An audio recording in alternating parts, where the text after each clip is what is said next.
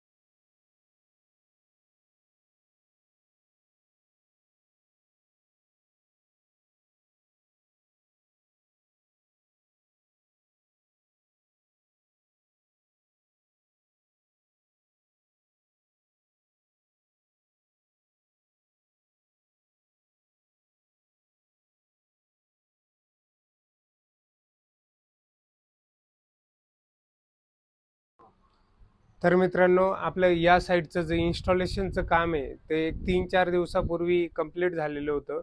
पण वेळ न भेटल्यामुळे आपलं या साईटवरती येणं नाही झालं. तर बघू शकता किती प्रॉपर पद्धतीने या प्रोजेक्टचं इन्स्टॉलेशनचं काम या जागेवरती केलेलं आहे. आणि हे जे ब्लॉक वगैरे आपण या ठिकाणी बनवलेले होते, किती व्यवस्थित पद्धतीने ब्लॉक, इथे प्रोजेक्टला वरती जाण्यासाठी सीडी, वॉकवे आणि पाठीमागचा जो लेग आहे, हा 72 बाय 72 लेग आपण प्रत्येक साईटवरती देत राहतो. तर इंचामध्ये जर कॅल्क्युलेट केलं तर 3 बाय 3 इंचचा हा हे लेग येतात. त्याच्यानंतर त्याला पाठीमागच्या साईडने आपण इथे ब्रेसिंग केलेली आहे. आणि या बाजूला जर बघितलं तर जो लाइटनिंग अरेस्टर आपण या प्रोजेक्टच्या बाजूच्याच भिंतीवरती माउंट केलेला आहे. आणि या बाजूनीच ही वायरिंग आपली खाली जाताना आपल्याला शो होती. त्यानंतर ही जी या प्रोजेक्टवरती जी वायरिंग आलेली आहे, या बाजूला जरी बघितलं आपण तर आपला कुठेही पॅनलमध्ये ओपन वायरिंग आपल्याला बघायला भेटणार नाही. पूर्णपणे टायनी क्लॅम्प करून त्याला प्रॉपरली पॅनलला माउंट करून दिली राहते. त्याच्यानंतर ह्या पाठीमागच्या पॅनलपासून पुढच्या पॅनलपर्यंत जी वायरिंग जाते तिला पण योग्य प्रकारे एक पाईप यूज करून त्याला GI-चा क्लॅम्पचा वापर करून आपण ती त्याच्यातून ड्रेसिंग करून घेतो. त्यानंतर या प्रोजेक्टवरती जी इन्व्हर्टर पासून आलेली वायरिंग आहे, तर ही कशा पद्धतीने आपण इथे आणलेली आहे GI क्लॅम्पचा वापर करून, ते पण आपल्याला बघायला भेटतंय. आणि जी स्ट्रक्चर अर्थिंग आपण या लोकेशनला केलेली, तर किती प्रॉपर पद्धतीने केबल लगचा वापर करून या ठिकाणी ही स्ट्रक्चर अर्थिंग आपण केलेली ही आपल्याला इथे दिसतंय. त्याच्यानंतर ही पूर्णपणे GI क्लॅम्प यूज करून ही वायरिंग पूर्णपणे आपल्याला या ठिकाणी बघायला भेटते. आणि आज आपण जर एकंदरीत या प्रोजेक्टचं जनरेशन बघितलं तर आता 12 वाजून 15 मिनिटाचा वेळ झालेला आहे. आणि आपण जर इन्व्हर्टरमध्ये चेक केलं तर सकाळपासून आतापर्यंत या ठिकाणी 8 युनिट तयार झालेले आपल्याला बघायला भेटत आहे.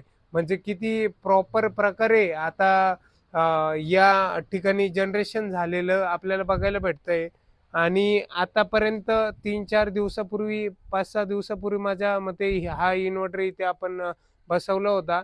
आणि इन्व्हर्टर बसवल्यावर हा प्रोजेक्ट आपण इथं चालू केलेला होता. तर आतापर्यंत या ठिकाणी 91 युनिट आपल्याला जनरेट झालेली इन्व्हर्टरमध्ये दिसत आहे, ते दाखवतो तुम्हाला. या ठिकाणी आपण एक्सवॅटचं एक 3.6 किलोवॅटचं इन्व्हर्टर लावला होता. जर आपण आता याचं जर हे बघितलं स्टेटस, तर 2860 वॅट पीक म्हणजे किती चांगल्या प्रकारे जनरेशन आता होताना आपल्याला दिसतंय. त्याच्यानंतर याच्यात जर बघितलं 219 व्होल्ट आता पॉवर आणि 13.4 एम्पियर हे दिसतंय. लाईट गेली वाटतं.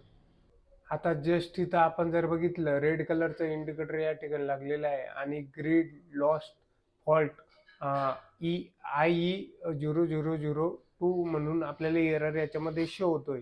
तर आता जस्ट या ठिकाणची लाईट इथून म्हणजे डिस्कनेक्ट झालेलं आहे डिस्कॉमचं सप्लाय, त्याच्यामुळे हा एरर आपल्याला इथं शो होतोय. तर मित्रांनो, या ठिकाणी आपण एक प्रॉपर पद्धतीने जिथे आपलं गार्डनसाठी जागा ठेवलेली होती त्या ठिकाणी आपण इथे अर्थिंग पीट कव्हर यूज करून अर्थिंगचा वापर केलेला आहे. आणि किती प्रॉपर पद्धतीने या जागेचं युटिलायझेशन आपण या ठिकाणी केलेलं आहे आपल्याला बघायला भेटतंय. त्यानंतर जी वायरिंग आपली आली होती, तर इथं जी ही फरची होती तर ही ग्लाइंडरनी कट करून त्याच्यावरती पुन्हा सिमेंटनी पॅक करून आपण ते या कस्टमरला करून दिलेलं आहे. आणि या बाजूला ही आपल्याला वरतून आलेली वायरिंग बघायला भेटते. तर किती प्रॉपर पद्धतीने याला PVC क्लॅम्प डबल नेलवाल्या यूज करून इथे ही वायरिंग आपण या ठिकाणी केलेली आहे. तर एवढं प्रॉपरली काम करायचं वायरिंगचं जे काम आहे, तर आपण झुला वायरिंग हा फंडा या ठिकाणी यूज करत असतो प्रत्येक प्रोजेक्टला. त्याच्यामुळे आपली ही वायरिंग एवढ्या प्रॉपर पद्धतीने आपल्याला बघायला भेटते. मित्रांनो, या ठिकाणी या प्रोजेक्टचं जे नेट मीटर आणि जनरेशन मीटर आपण या लोकेशनला इन्स्टॉल केलेलं होतं. तर हे आपण या ठिकाणी बघू शकता. एक इथे MCB आपण लावलेली आहे. त्यानंतर इथे वरती आपण जनरेशन मीटर आणि खालच्या बाजूला नेट मीटर या ठिकाणी इन्स्टॉल केलेले आहे. आता लाईट नसल्या कारणामुळे आपल्याला त्याच्यामध्ये सध्या युनिट जे जनरेशन आहे ते बघायला भेटत नाहीये.